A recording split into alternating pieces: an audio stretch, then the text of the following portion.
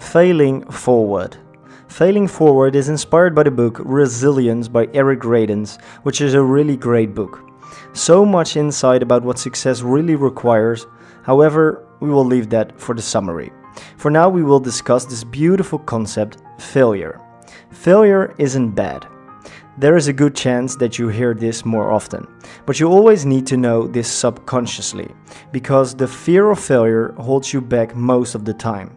In many countries, failure is a disastrous event, and they will be listed as a failure and people will see you as a big failure. What they don't understand, these small-minded people, is that you need to fail to become successful.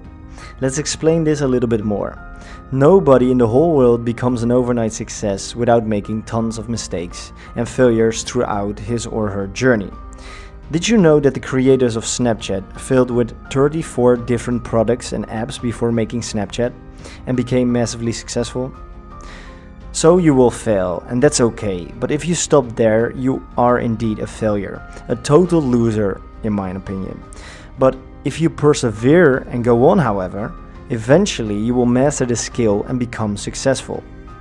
Makes sense, right? All in all, failure is a common part of everyday life, and it's the only way to improve. So if you're not failing constantly, you're probably not trying hard enough, because if you are in your comfort zone, you can't fail, and you can't grow either.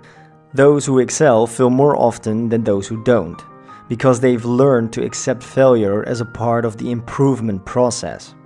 And as a result, they are willing to try more things and put themselves out there, leading to even more failure. But most importantly, these people don't fail passively. Instead, they are finding a way to learn from each mistake. When you are prepared and you work really hard on your great idea, chances are you will fail the first couple of times, and it doesn't matter. Failure is just a reality, and high achievers have figured out how to live with it.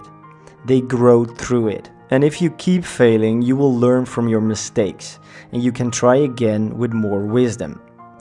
And of course, I'm not trying to romanticize failure. I just say that you need to change your perception about it. The key of failing is failing with the least of consequences. You can better lose 20k than 1 million, right? But of course, and this goes without saying, but I'm doing it anyway, you always need to try to avoid failure.